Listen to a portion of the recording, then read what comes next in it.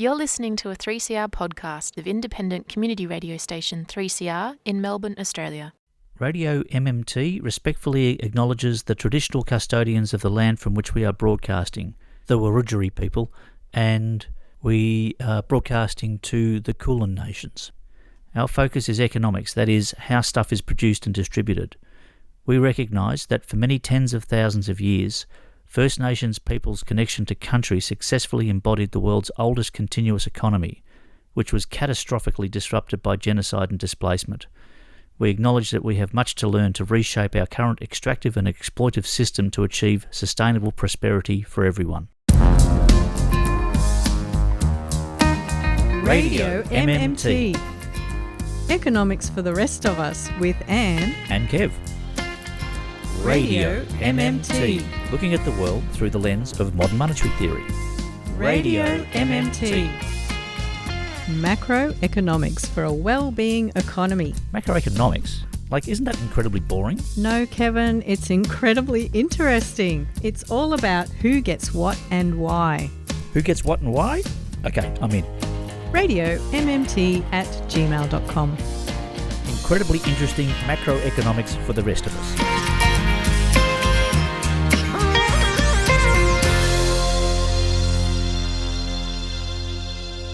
Welcome to Radio MMT, first for the year, Anne. We're back in 2024. We made it. Hello, Kevin. How was your break? I did a lot of overeating, as I recall. Well, what have we got coming up this week, Anne? We will be hearing a conversation that I had with Patricia Pino and Christian Riley, who are the co-hosts of a podcast called The MMT Podcast. And they have a terrific backlist of episodes that people can listen to, like multiple episodes a month. So this sounds a bit like a post-global financial crisis podcast. Mm-hmm.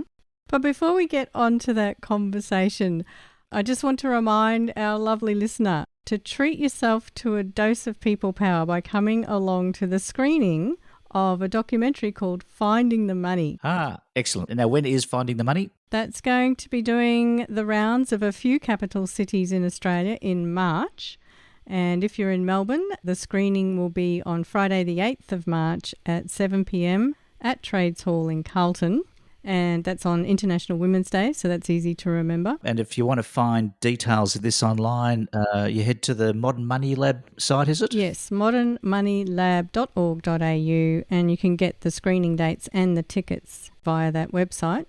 And what's unique about coming along to these screenings is that you'll get to ask any questions you have about this economic stuff directly to one of the MMT economists, Stephanie Kelton, who features in this documentary. The world-famous economics professor Stephanie Kelton, who's become a very prominent spokesperson for the MMT movement. And she is going to be there with the screening live in person. That's right, along with the director of the film, Marin Poitras, who we hope to be speaking with next month. Excellent. And Marin's made an absolutely riveting documentary, and we have a taster of that.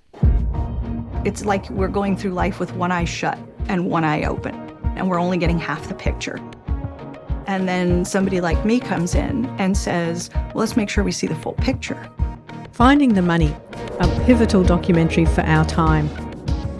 Finding the Money, on tour throughout Australia in March 2024, along with renowned economist Stephanie Kelton and independent filmmaker Marin Poitras.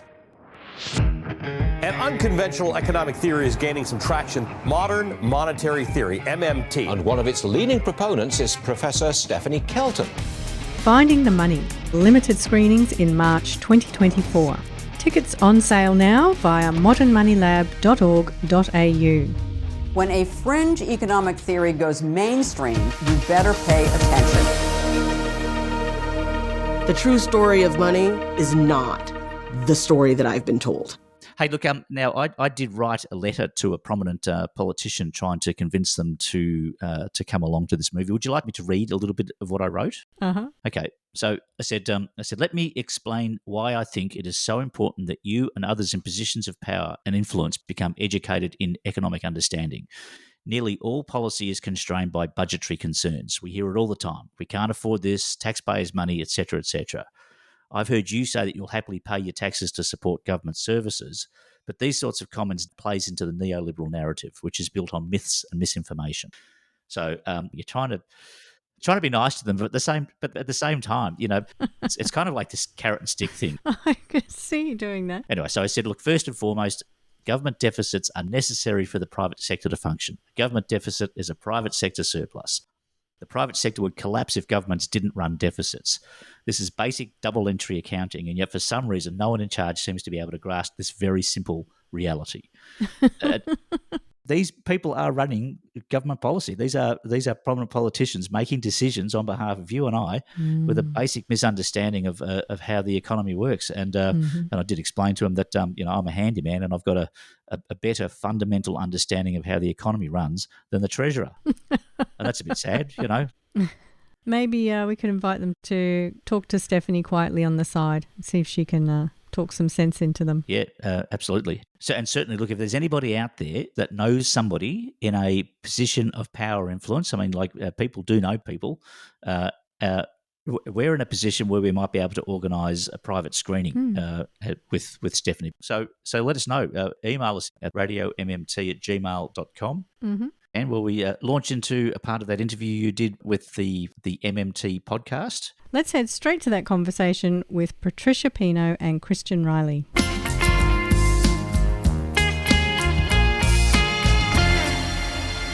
Given that alternative points of view about the economy have been squeezed out of academia and our mainstream discussion, I feel like MMT has had this strange process to get itself into the public debate.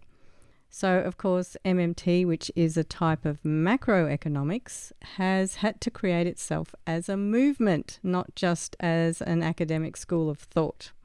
And I've noticed as I've become involved in MMT that the founders and the MMT economists, they've had to find ways of communicating directly with the public, and I see them using blogs and social media and doing things like publishing popular books, and I expect many maintain a pretty heavy schedule of speaking engagements as well as doing their research and teaching.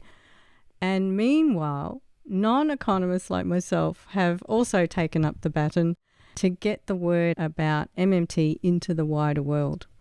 And podcasts are an important part of the MMT ecosystem. And there are two podcasts that stand out in my mind that anchor the MMT podcasting world. And one of them is called Macro and Cheese, a play on the idea of macroeconomics. And that comes out of America. Here on Radio MMT, we spoke to its host, Stephen Grumbine. And then on the other side of the Atlantic, there is a podcast very aptly named the MMT Podcast. And that podcast comes out of the United Kingdom, and it is hosted by Christian Riley and Patricia Pino. And I am so excited today that here on Radio MMT, I am joined by both Christian and Patricia. So a warm welcome to you both. Thanks for having us. It's a pleasure. Yeah, thanks for having us. Not everyone who gets bitten by the MMT bug starts a podcast, but as someone who did start a community radio show about modern monetary theory, I really do understand the impulse to shout about MMT from the rooftops. I would love to hear each of your stories of how you came to MMT and how you came to be doing the podcast. And maybe, Christian, we could start with you. Oh, okay. My day job is I'm a stand-up comedian, a musical stand-up comedian, and I wanted to write material about the 2008 financial crisis, and I wanted to know what was going on so that I could at least, if you're going to write something absurd, you've got to know what the reality is and then go absurd. So you got to base it in reality. Mm-hmm. And I started reading a lot, eventually academic papers, but, before that, blogs and lectures that were out there online and stuff. And it became really apparent to me that heterodox economists knew what they were talking about and orthodox economists didn't have any answers. But yeah, they don't predict things like financial crises and stuff like that. And then I thought round about 2013, 2014 that MMT would break through in a big way because David Graeber was breaking through quite a bit with his book, and he'd written in The Guardian about, what we would now call the ontology of money, like what money is. Mm-hmm. Is that the 5,000 years of debt you're thinking of? Yeah. And I thought it would break through in a big way as a sort of counterfactual to this idea that we have to have austerity. We have to starve the economy of investment to make the economy better somehow, which anybody that's not a PhD in economics can figure out that's a bit fishy, right? Mm-hmm. But it just didn't catch on. And then by the time we got to 2017, we had the Brexit vote, and then, Trump was elected in the States. And at that point, I thought, things have really gotten bad. This thing hasn't broken through. And so I just thought, I knew how to make audio stuff. So I thought I'll start talking to people about it. Patricia was the first person I interviewed. And it was so good talking to her that I just messaged her and said, let's just do this, on a regular basis. And she said, yeah. So, I've been quite lucky there. Mm-hmm. Patricia? Well, I had a very similar storyline to Christian. I think the 2008 crisis really woke a lot of us up in terms of asking questions, which we thought had already been settled.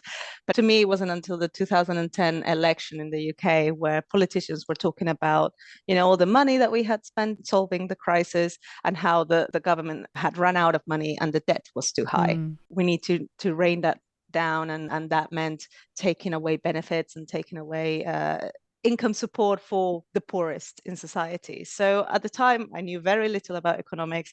I was an engineer. I still am. So I initially believed this narrative, well, if the debt is too high, then we're going to have to make these choices, right? Makes sense on the surface. Mm-hmm. Right. But there was a nagging thing about it to me, because I said, well, firstly, we need to make sure then that the debt is too high, otherwise we're unnecessarily causing pain on a lot of people. So how do you know the debt is too high? And I kept naively expecting politicians to give me that answer, and they never did. So I started looking for my own. And I first went to a few friends of mine who had studied orthodox economics for that answer. How do you know when the debt is too high? And I realized none of them knew. Wow. So at that point, light bulb went off, and I realized that politicians didn't know. If academics didn't know, then the politicians didn't know. Right. So it was a political speech. It wasn't a genuine concern for the debt. Back then, a friend of mine had, years before that, introduced me to Bill Mitchell's blog, and I had dismissed it outright as crazy stuff. But I went into a rut, so I thought, well, I might as well give it a second chance. And I started really getting into Bill Mitchell's blog, and just suddenly everything made sense. Once it clicks, it's impossible to look back. Mm-hmm. But it also raises a lot of indignation in you, because you realize how much we are lied to on a daily basis about very basic aspects of our economy. Yes. And I decided, well, I'm either going to scream at the TV at politicians for the next few years, or I do something about it. So I started writing blogs in my very amateurish way to try and disseminate as much of it as I could. I know it was a drop in the ocean, but it was doing something rather than nothing. So when Christian offered me this opportunity, it was like, great, I can just now rant, to everybody. And it's a much more cathartic way of dealing with the frustration. It kind of doesn't surprise me that an engineer would switch on to MMT, because engineers understand systems, and also their models of systems get very well tested against reality. So if you have a false model, like your bridge will fall down, or whatever it is. Yes, it's absolutely how you say. The engineers, they have a basis on science, but they solve real world problems. And ultimately, the real world is the ultimate test as to whether a solution works. And if it doesn't work, then we go and look at what happened and what did we miss, and then learn from that and for the next time. So I, as I said, naively assumed that every other field was the same way, which to my surprise it wasn't. I really liked the way Patricia said, once it clicks, it's impossible to look back, when she was describing learning about modern monetary theory. Yeah. Do you remember those magic eye pictures, which were those optical illusions that play with how your brain creates a depth of field? Yeah. So you've got this bit of paper with a flat image, and as you're looking at it, it'll suddenly jump out at you in 3D. I'm not sure if I was at that party with you, Anne. What happens is that when they suddenly go 3D on you, you often hear people say, well, once you see that, you can't unsee it. Oh, yeah, I know what you're talking about. Those optical illusion ones and the rest of it. Yeah. Yeah. People will sit there and stare and they don't get it. But once you get it, you get it. And that's what you often hear people say in MMT circles, because economics as MMT sees it, it's invisible to most people. But then once you make the adjustment, once you see it, you can't unsee it. It's a moment where the facts start making sense. We've had all these things explained to us, and now that I understand some basic fundamentals of how money is created, where it goes, you can see through it. When they tell us that we can't pay for disability care or childcare or health care because we're running out of dollars. Yeah. Once you've seen that there's no way you can run out of dollars, you can't unsee it. Yeah. I often see when people give a short bio that the word activist is applied to you. Patricia, are you comfortable with that word? I think I have to accept it because I only recently become kind of an academic. So I started doing master's degree and now I'm doing a PhD. So I'm kind of formalizing knowledge that I learned as part of an activist kind of journey. And this is a master's and PhD in economics? Yeah. Okay.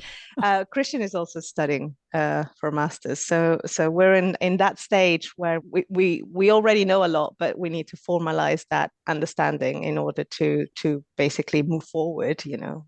Would you agree with that there is a point where you can only do so much self-learning and then you have to kind of formalize what you're learning? Yeah, I would just add that all the learning, even, you know, you've done your masters, you've got your masters now, it is self-learning. It's just directed a bit more. So you are taking responsibility for your own domain knowledge. Mm-hmm. And Patricia, she was already inoculated when she went into her master's degree, which was a orthodox economist master's degree, and the advice that she got is probably good advice, which is like, you know, yes, do that, because then when people say you guys don't understand the economics that you're taking issue with, i.e. neoclassical, you can then argue back, actually, here's my master's. You know, I actually do, and you know, this is my master's from King's College, you know. When they say economics is a contested discipline, it's not an understatement. Yeah, absolutely. Yeah. So I'm curious, when you were doing your master's in orthodox economics, or what sometimes gets called neoclassical economics, did you find yourself putting your hand up every 5 minutes, or were you trying to stay more incognito? I asked questions that made some teachers uncomfortable, that's for sure. You know, I did it during the pandemic, so it was all online. But part of, I think, the drawbacks of that is that there's no chance to hang around at the end of the class and have a discussion with the teacher. Yeah. It's really just them giving you information. You need to learn this. And then I think if we were lucky, there were 5 minutes of discussion at the end, and then everybody had to leave. So yeah, I would have preferred to stay around. Maybe they wouldn't have. I don't know. But I was never going to change their minds. You know, it was useful for me to be honest, just stay put and listen to what they had to say from their orthodox perspective, because it was important for me to understand those arguments. Can you give us a sense of just one or two of what I call the bad ideas in mainstream economics that we are finding so problematic? Well, they like equations a lot, and there's an excessive focus, I think, now on mathematics. And the issue with that is that when you describe what the mathematics are saying in words, it doesn't always make sense, or they don't specify what each of the variables say specifically. So they will have an equation linking money creation, or what they call helicopter money, as a source of inflation, for example. But the problem with that is that they never explain what helicopter is or how it enters the economy. So we don't actually have helicopters dropping money. So it's a completely... So we're modeling helicopters dropping money out of the sky. Basically, yes. And then other assumptions about... I think one of the most damaging ones is trying to explain everything with demand and supply as the ultimate thing that puts everything into equilibrium and explains the current state of the economy. It includes things like, unemployment being a function of demand and supply, which necessarily means that you have to kind of assume that workers who are not working, who are unemployed, are really just not wanting to work. They're choosing unemployment. Yeah, they're choosing unemployment. There isn't enough incentive. Yeah, they'll blame things like the minimum wage on preventing the system from reaching this equilibrium. If there was a minimum wage, then there would be no unemployment. Okay, well, if you can call it slavery employment, then...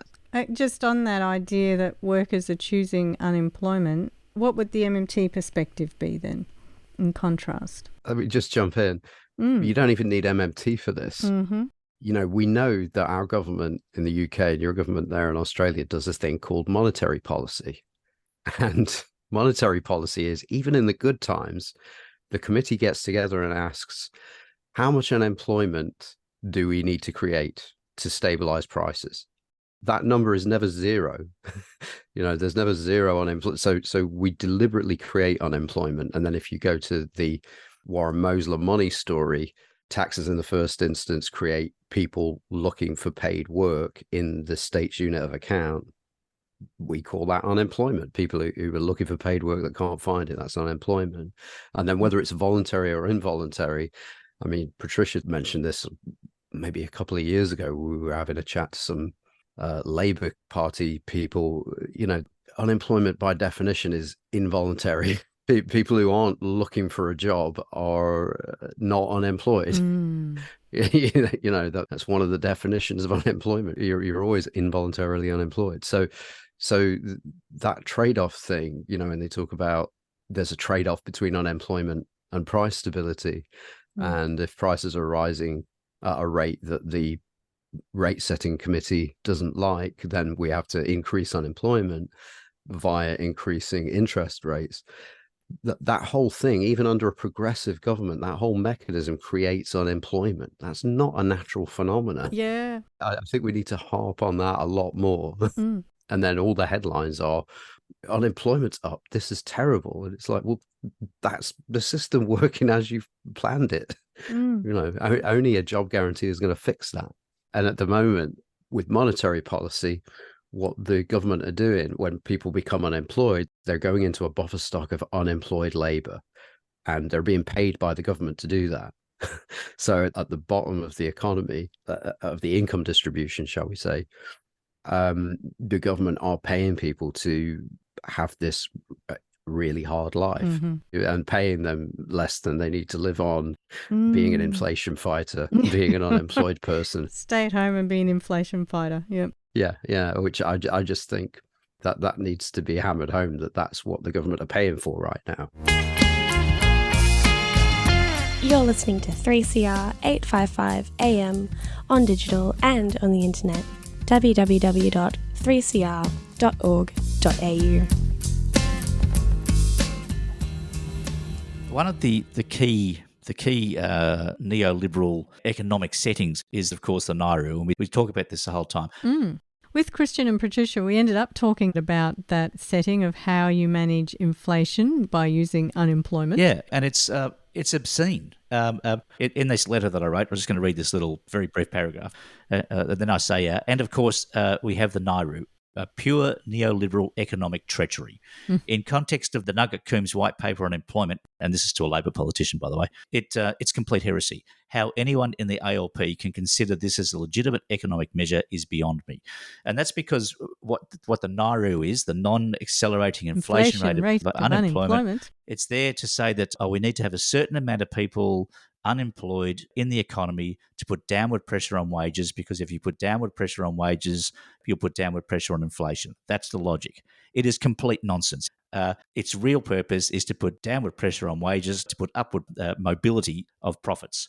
And so essentially what you're doing is squeezing workers, keeping them mean, keeping them scared of unemployment so they don't ask too much, their wages stay low and the profit margins rise, and that's pocketed by the top end of town, not by the workers. And this is economic policy based on the nonsense of neoliberalism that's been fed to us for years. Mm-hmm. And I like the point that Patricia and Christian made about voluntary unemployment, that it's actually an oxymoron or a contradiction to talk about voluntary unemployment, because if you define unemployment as looking for work, that implies that you don't want to be unemployed. So you're actually involuntarily unemployed. So how can you be involuntary unemployed and voluntarily unemployed at the same time? Voluntary unemployment is called you're going on holidays or you've retired. If you're a worker and you're looking for work, then you are involuntary unemployed. And yet these are terms that they use as if it makes sense. And you remember when we first started this program years ago, Anne, we were speaking to people who had studied economics, and they're saying, yeah, we did the course, but it just didn't make any sense. This is where mainstream economists says that if you're unemployed and you're not offering your labour at a low enough price that will so-called clear the market, as they say, that means you're just not willing to work at a cheap enough price. Yeah.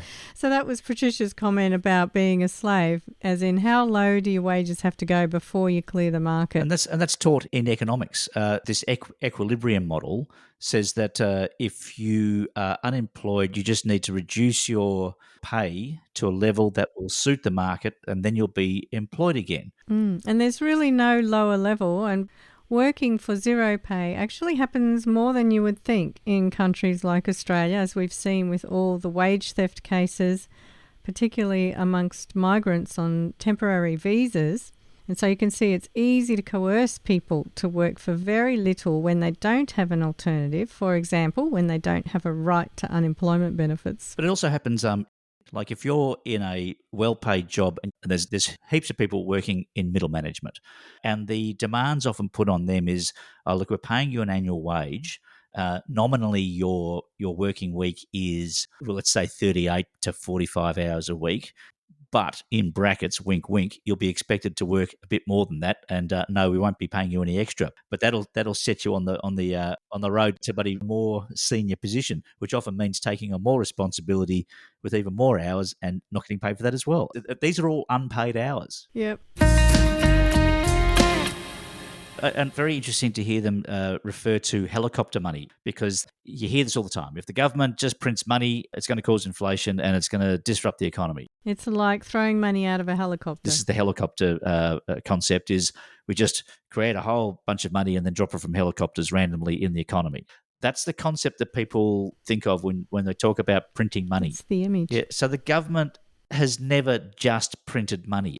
They were placing money into the economy to pay for things. The closest you could come to that was when I think Rudd, during the GFC, started handing out $1,200 to every family just to go spending. But that was, again, targeted. It was just to promote people spending into the economy so that businesses could continue during a financial crisis. Yeah, that was targeted towards consumption, a little bit like the JobKeeper was targeted towards keeping employees and employers connected and helping the employees pay their rent and all their bills as usual. Yeah, that's as close as it gets. There's never this just random printing of money and then throwing it into the population.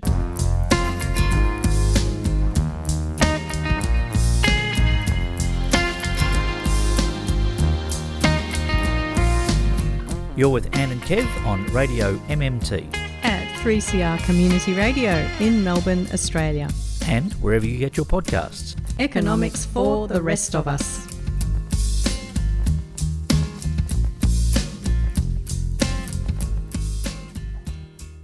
Let's head to that conversation with Patricia Pino and Christian Riley.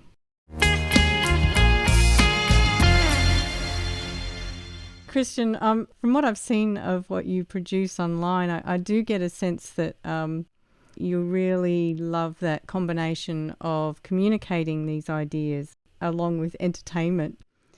And I'm wondering, as well as understanding how engineers get into MMT, I can understand how people who are creatives would get into it, because creatives are, the original gig economy, and I suspect often, experience financial insecurity. And I'm just wondering what it is that's enabled you to stick with the MMT gig for so long now.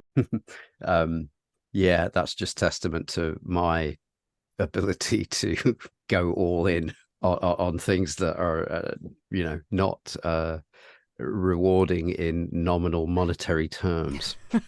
See, I can say things like that now because I've been studying this. You can throw that economic jargon around. Anybody that does that kind of thing really is, you do feel a bit like the canary in the coal mine when there's a downturn. I know that we're not, when I say we, I mean people in a literal gig economy. Like, so when people's disposable income takes a dive, they think, well, we're obviously not going out this week, and we may not be going out this month. And so if you're in live entertainment or the leisure sector, that's a problem. So you kind of look at that as a reality and think, okay, well, what am I going to do? That's it's a challenge. Yeah. And it seems to me we do spend a lot of time at work, too much time probably. And this is probably where I got my embrace of things that aren't necessarily lucrative. From an early age, I've always thought, well, that means work is necessary. And at some point, you're going to just be working really, really hard. So find work that you can do, that you love, that you would be doing if the money went away. So that's pretty much how I ended up here. Yeah, I often think of people who work in the arts and entertainment industry as ripe for conversion to modern monetary theory. Although I feel like the universal basic income has made inroads into that sector as well, in terms of people looking for how do we supply secure work to everyone. And so the UBI sort of occupies that same headspace that we would like to see the job guarantee occupy. I think, a revolution without popular backing is a coup. So we want this thing to be popular. So you can see that UBI, if you sort of say, okay, well, the government's going to pay you this much income so that you can work less, it's very appealing. But then obviously we take that a step further and go, yeah, if the government's giving everybody the same amount of basic income, everybody from the people that need it to live on to the people that are just going to save it and, get a free house every 5 years out of it, that's going to increase the wealth gap. It's going to deepen inequality. And more importantly, it doesn't do anything to address this idea that the main price setters in an economy, those commercial agents with price setting power, which, as we've seen in this last bout of sellers inflation, those people are going to put their prices up. And so the basic income comes in, it goes out, and it enriches the people that are already rich one way or another. So then you go, okay, a job guarantee is a way to distribute the necessary work equitably. So the idea is, if we want everybody to be working less, then if you institute a job guarantee that's a 30-hour week and it's paid at a socially inclusive wage, the private sector has to fall into line with that. And all of a sudden we've got that leisure time that we want, that time to just think about nothing, maybe think about how things could be better. Well, one of my personal theories is powers that be do not want to see a reduced working week, precisely because people might have time to start thinking about the situation. Yeah. But I do think we need to have a conversation about what constitutes work as well. And very often when we have these discussions on job guarantee or UBI, you realize that people struggle to get out of imagining work as something different to what we have right now. And it's often defined as, work is whatever the private sector offers me to do, or whatever makes the private sector a profit. I love to work, but much of the work that I do is unpaid. Mm-hmm. Obviously not the podcast, but I like to draw in my spare time, and I consider that productive work. Society at the moment does not consider that productive work. If you read David Graeber's Bullshit Jobs book, you'll find a lot of jobs that are paid but are yet questionably not productive, and yet there is an awful lot of work that needs doing that is completely unremunerated. Climate change action, but also social care work, a lot of which is done by women at home. And as well as, we can have a discussion as housework and raising children, and how much does that add to the GDP? We are used to not thinking of these things as work in the sense of things that contribute to society, but I believe they definitely do. I love that questioning that you're doing about what is work, because it's an example of how once you get a taste of this economics, you can start questioning how society operates. I was going to say, you just said, I like to draw and I find that rewarding. Society doesn't, because I don't get an income from that. I think society does reward art all the time. I mean, everything on everybody's walls right now, that's all art. Every time you've got some spare time and you really want to just take your brain out and relax, what do? You flick on the TV. Or so what you're watching has been created by artists and creative people, is what people do with their consumption tokens, if we could call it that. I think I should have made a distinction. When I say society, I mean really government. The currency is the way that government expresses support for a particular activity, I guess. And yet you can have activities which are largely appreciated by society, charity work, all this stuff, but which is not recognized by our government as being useful. One of the things that Christian was pointing out is that a job guarantee does have the potential to reorganise how we distribute resources, and that includes the resource of our own time. Yeah. And so the job guarantee would be, I think, the fairest and quickest way to reduce the hours of the working week. Oh, that would be, if the job guarantee could accelerate one thing more than anything else, it's this rationalisation of how much work we actually need to be doing to get by, as opposed to how much work we're actually doing to keep extremely rich people even richer. So much of our time and effort goes to providing profit for organisations and people. Now, if you had a job guarantee came in and organisations had to compete against a government scheme that stipulated 30 hours was a normal working week and you're going to get paid well for that, then that's a game changer. Everything changes then.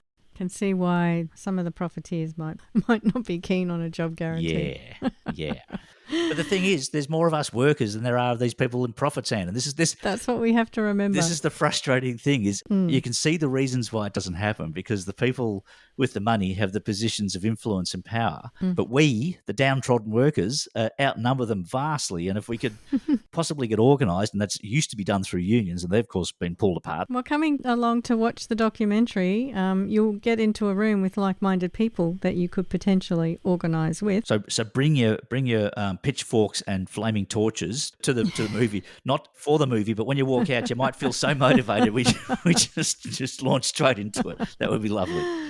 Well, I do think about how so many surveys show that 2/3 of the population do want action on the oncoming climate catastrophe, or they do even want universal basic services, but this keeps not happening. Yeah. So in my darker moments, I'm not sure that even if 2/3 of the population understood the economy through the MMT lens, understood that the federal government can never run out of Australian dollars, I mean, would that get us going towards a green transition, or do we still have to get out the pitchforks? I think we have to get the pitchforks out. I think as a population, we've become so conditioned to this false hope of enormous economic success. You too can make it big time if you just stick to the plan. If you stick to the formula, and people believe that, and they just keep thinking to themselves, look, if I just keep at it, my break will come and everything will be terrific. So don't change the program because I've got my hopes on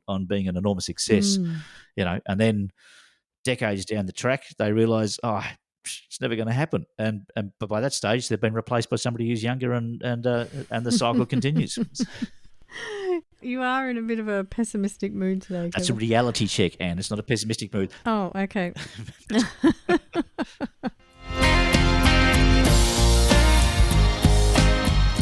This is Bill Mitchell. You're listening to my favourite Melbourne radio station, 3CR, with Anne and Kev. Great program, great guests.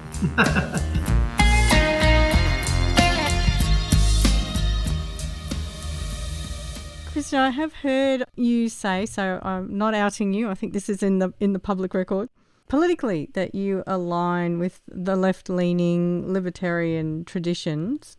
And I'm kind of curious as to what might be your theory of change as we look at what the possibilities are. Particularly, I'm wondering about how you see the role of the state, because I talk to lefties sometimes and they want to smash the state, as they say. And now that we know that it's the currency issuer, what are we going to do about the state? Yeah, I in the past have very much relate to libertarian socialism as somebody like Noam Chomsky would describe it, cooperation without constraint, basically. But that's not anti-state. I mean, once you understand that economics is the study, as we're learning, is the study of social provisioning, right? Mm-hmm. And to me, the state is this institution. It's this human institution. You know, it's not some alien thing that comes in from the outside and beats us all over the head.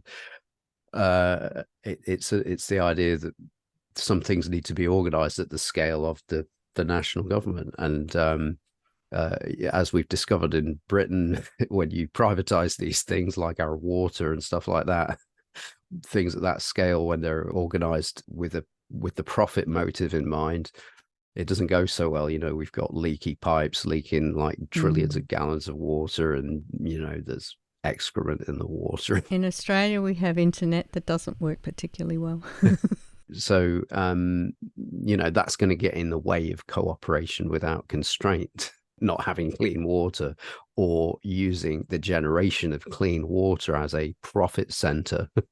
You know, not only now do you have to provision the clean water, but you also have to generate returns for shareholders and dividends and bonuses. So it seems to me, just at the level of a thought experiment, a really inefficient way to go about organizing a natural monopoly.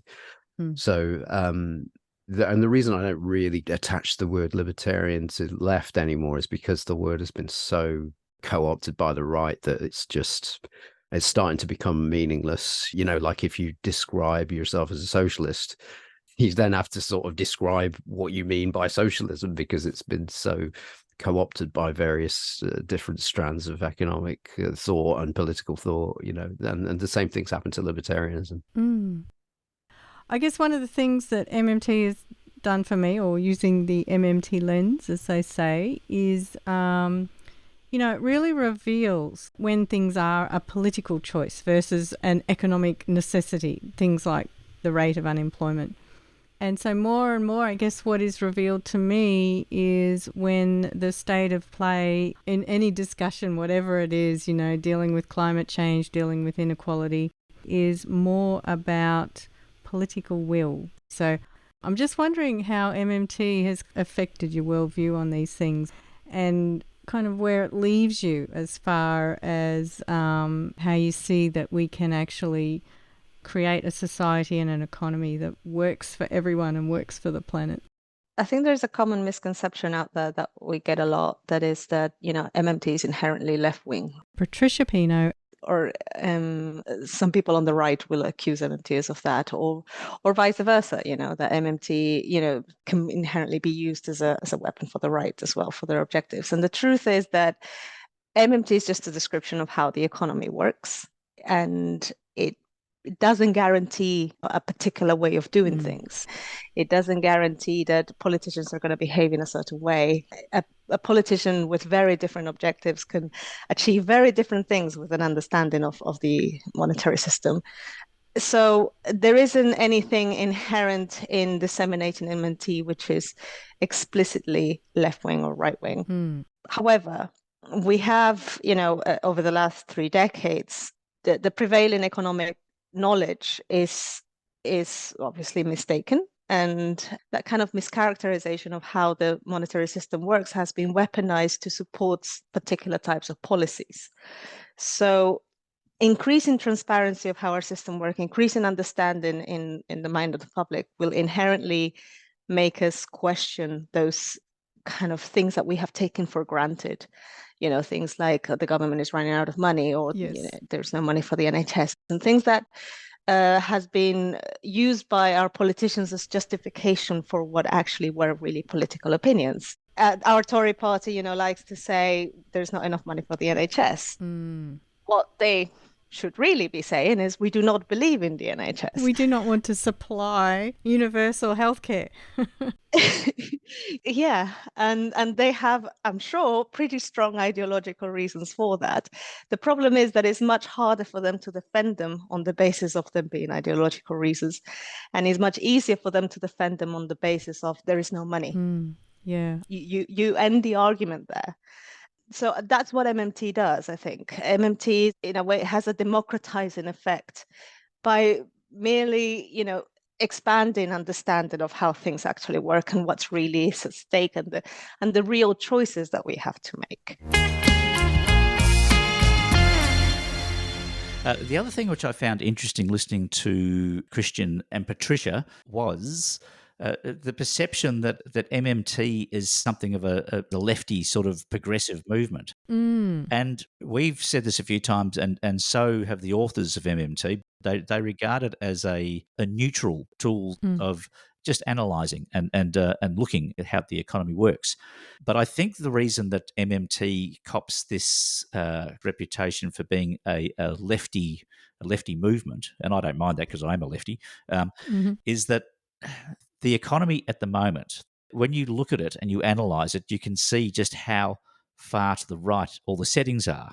Yeah, settings like austerity, where they say you need to spend less because the government's going to run out of money, which means the government ends up providing less in the way of services. And we would go the opposite way and say there are certain things that should be universal services like dental care and healthcare and so on. Yeah, and the privatisation of government services and just the inequality that the current system produces. These are all symptoms of a right-wing agenda, of a neoliberal agenda. And it suits their political purpose. The neoliberal agenda is for the individual to maximise their economic potential. That equals inequality, because if somebody's maximising, the way they're doing it is by minimising other people. Right. And these are all policy settings, which MMT, it doesn't necessarily attack, it just exposes them, it just explains them. So MMT lifts the veil on that justification that's usually an economic justification when really it's a political justification of the distribution of resources.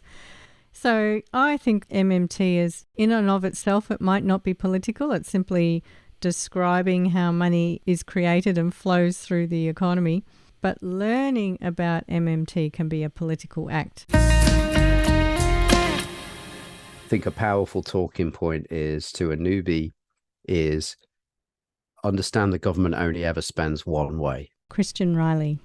A lot of people think, well, yeah, the government can, if it chooses, do this thing where it types money into a computer and money now exists. So it's like, no, that's the only way the government spends. And whether the government records a deficit or a surplus at the end of the accounting period is a statistic. It's after the fact accounting. So, gets people away from talking about the government borrowed to spend that money. It's like, no, the pounds or the Aussie dollars that the people are using to pay taxes or buy government bonds, so-called borrowing, came from the government in the first place. So the only place they can come from. And I think that's a very powerful talking point and something that people can investigate. It's either empirically true or it's not. I guess one of the reasons that I really wanted to speak with both of you was to give people a sense that MMT is of global importance. Whatever nation you're living in, whatever kind of monetary system you're living under, And so where's the single point of reference for figuring out what's going on? Like, just off the top of my head, there's a website called We Can Have Nice Things. That's some activists in the States who a number of years ago started compiling everything that they could find on the internet about MMT, from the academic papers to the blogs to podcasts and streams and stuff like that. But then also based in the UK, we've got the Gower Initiative for Modern Money Studies, which is a website, and they compile all the resources that they can get their hands on as well. And you've got the Real Progressives in the States, which is a huge website with loads of resources. And I know that the problem with this is now I'm talking about 3 different places that you have to visit. And we're after a single sort of news feed. I think that's going to be tricky, and it probably isn't something we necessarily want, because once something becomes like, oh, this is the, only trusted source for this, then it's like Trumpism then, isn't it? It's like, everything else that's not my tweets is fake news, I think just being aware of the main people that do the compiling is good. And then also, I'm not sure how active it is now. They probably started adding to it a while ago, but the New Economics Perspectives blog, which was started by Stephanie Kelton, is good. And then obviously Bill Mitchell is blogging most days. So it's a bit more challenging of a blog, but if you're ready for the hard stuff, then yeah, by all means. That blog is getting read every day. Well, that's usually helpful to hear about your recommendations for some of the places to go online, because I have noticed you can still type into Google MMT something and you will still get all the misinformation. And I think perhaps because that's been around longer, so you'll get the debate, but you won't get the original sources and the pro MMT stuff. So it's still quite difficult to find online without recommendations. Yeah. But you mentioned something earlier in the introduction about something very particular to MMT, which I believe is the only economic theory that has had both an academic arm and an activist arm. And I do think MMT owes a lot to the dissemination from activists. That can sometimes create problems because, of course, most of these people are not trained in economics. They're not trained in the jargon, on the nuance. And Bill Mitchell and the other academics put a lot of effort on sort of keeping everybody in line in terms of messaging, which, it's still hard, but they try. And me and Christian are also trying to bring those activists together with the academics in a way as to help people who are already interested in MMT get a more nuanced understanding of how MMT works. I would say, like, if you are an advocate and you're listening to this, one of the really useful things you can always do is just add the sentence, as far as I know, or as far as as I understand it. Yeah. Because then when people are always trying to take you out of context, Yeah. Kevin and I always say we're not economists, and we are guilty as anyone of saying things like, deficits don't matter, for example. As you say, there's more nuance to a statement like that. I think it's all about context. If you're going to spend money and get a bumper sticker made saying deficits don't matter, that's a bad idea, right? But if you're in a social situation where saying the words deficits don't matter will provoke a good faith response, like, okay, what do you mean by that? Let's talk about it. And then you get to lay out the MMT money story and the perspective that a government deficit is matched by a non-government surplus, and work through the implications of that.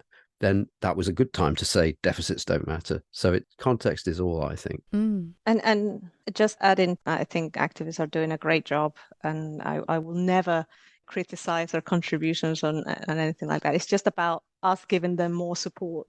And what really bothers me is that people doing counter arguments on the basis of what activists say is usually academics, mainstream academics, who should really know better. Right. And find the academic sources. But it almost seems like the activists are like a scapegoats in order to blame for the whole portrayal of MMT. In a way, you could chalk that up to the success of the academics. The power of their arguments and scholarship is that the detractors amongst the academic community then have to switch the fight to, oh, here's what proponents are saying. Yeah. and they'll use the word proponents instead of like people on Twitter. Before we wrap up, could you remind us how we can hear more of your work, particularly on the podcast? We're basically available wherever you get your podcasts. If you put MMT podcast with Patricia Pino, because I think she's got the more memorable name, and obviously she's the clever one. Remember Patricia Pino? The foreign name. Yeah. Then you'll find our podcast if you search that. That's how you can hear from us. The MMT podcast. If I'm tweeting about MMT, I tweet at MMT podcast. And Patricia's handle is at Patricia N. Pino. Patricia Pino was taken, unfortunately. So it's Patricia N. Pino. And do you have any other projects aside from the podcast going that you'd like to mention? I started doing this master's at Torrens. I'm going to try and share the thoughts that come up while I'm reading the material that I'm reading on our Patreon feed. Mm-hmm. And I've been writing over quite a few years now a comedy show about MMT, trying to create a narrative inside it. And I've done little bits of it here and there, like in front of actual people, and some of that is on our Patreon feed as well. Mm-hmm. I'm always working on that in the background. Well, thank you so much for popping over to Radio MMT, and I highly, highly recommend people put the MMT podcast in as part of their regular listening, because you have such fascinating guests exploring all these different aspects of what's really possible for an economy that works for everyone. And I often just want to steal your audio, actually, just broadcast it on this show. Just give me blanket rights to just steal from you. Go for it. Overexposure is not a problem for us. Well, thank you again. Thank you. Yeah.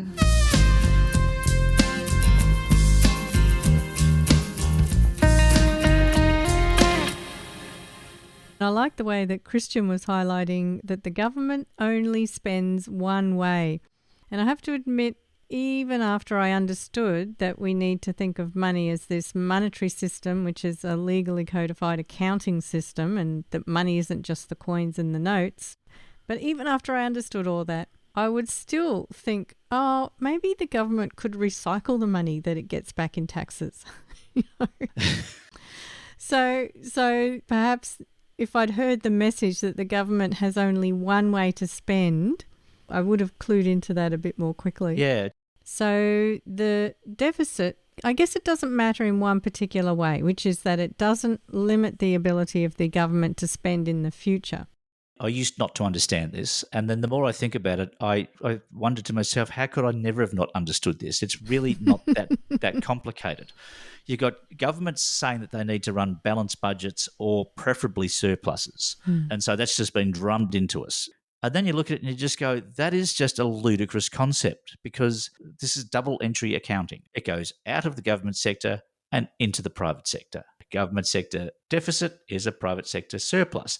That's how your books balance. And they always leave that half of the sentence out. That's when Stephanie Kelton says in that Finding the Money documentary that it's like looking at the world with one eye open and one eye closed, and you're only seeing half the picture. Yeah. So much of the public discourse, it's like we're going through life with one eye shut and one eye open, and we're only getting half the picture. And then somebody like me comes in and says, well, let's make sure we see the full picture.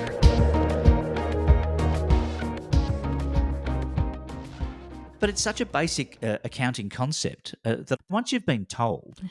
How can you not see it still? And this is what we're talking about, is once you see this stuff, you can't unsee it. You go, okay, it's not important that the government balances its one sector, it's balanced through the two sectors, which is essentially the government sector and the non-government sector. It's really not that complicated, but nobody seems to get it. Well, if you're really married to the idea that it's only the private sector that creates wealth and the government should get out of the picture, you're going to stick with all those bad economic ideas. Yeah, but I've never seen any form of currency that has this is the property of bloody Gina Reinhardt on it. It's not the Reserve Bank of Australia. So again, these are really simple concepts. The government makes the money, it injects it into the economy, books balance, tick that box and move on. But they don't. Well, speaking of moving... I'm going to have a breakdown soon. Before you lose it, it is time to let Mafalda into the studio. Yeah, but not before I mention that there's still time to jump in your car and scoot down to the Lockhart Music Festival, which is on this weekend. There are some great bands playing, Lochhart. There's still tickets available. It's going to be a great weekend. We'll see you there. Okay, we'll see you there, Kevin. See you next time.